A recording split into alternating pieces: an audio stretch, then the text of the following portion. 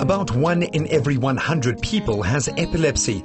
It's the most common neurological condition in the world. And of course, it's identified by the seizures displayed by those with the condition. Gary was diagnosed at about 14 months. At first we used to notice he had like a slight smile on his face and everybody thought that was cute.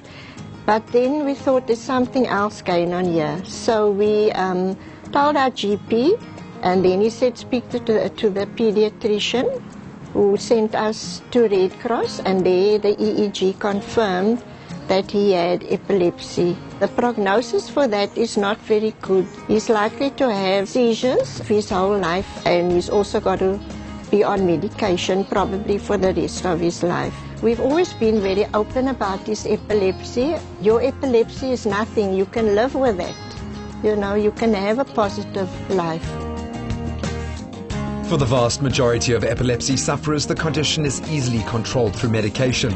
In fact, some children even outgrow their epilepsy. But those who don't learn to manage their condition and live normal lives. Whenever I feel that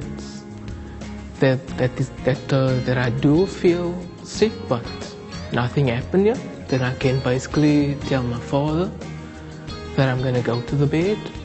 I'm going to rest there for a while. If it gets any worse, then I'll call him. Because it's like a feeling that can't be controlled. It's basically only until when the seizures happen, and then they'll know, you see. If I get continuous seizures, for example, then that means that when I go lay myself down in the bed, I can't get up for the whole day. Not until that feeling has subsided, gone away. It's important to note that epilepsy can affect anybody of any age or racial group. Only slightly more males are affected by epilepsy than females. Although the condition is common, there is still a frightening amount of stigma attached to epilepsy. Sufferers are scared to disclose their condition out of fear of being ostracized. On a daily basis, people's human rights are violated. And I think one of the challenges or big fears that people have is they would say to you, I fear not having a seizure in public. We had cases where people had a seizure. They were either robbed by their possessions or people were physically violated by being raped. And with some people that's got seizures where there's a loss of consciousness, they cannot remember what happened to them. Challenges in mainstream schooling, because what we've also find that the highest percentage of children that's got disabilities in our education system has got epilepsy.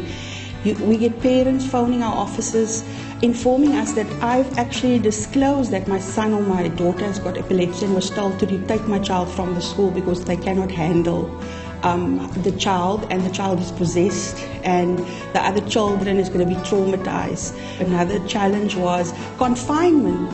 So because of the myths and the stigma again, you'll find that in some families people with epilepsy are kept in a separate room. When anything happens bad to the family, they would blame that person. The thing that I would like to stress is that epilepsy is not contagious.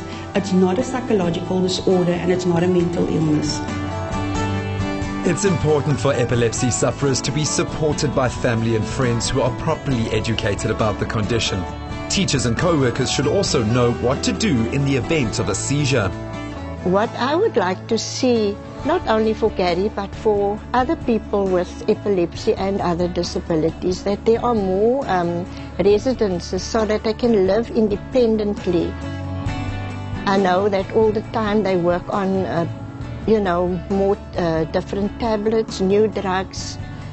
And so I hope that there will be something that he can maybe still try out, that he'll have better seizure control and that he'll have even a better quality of life than he has now.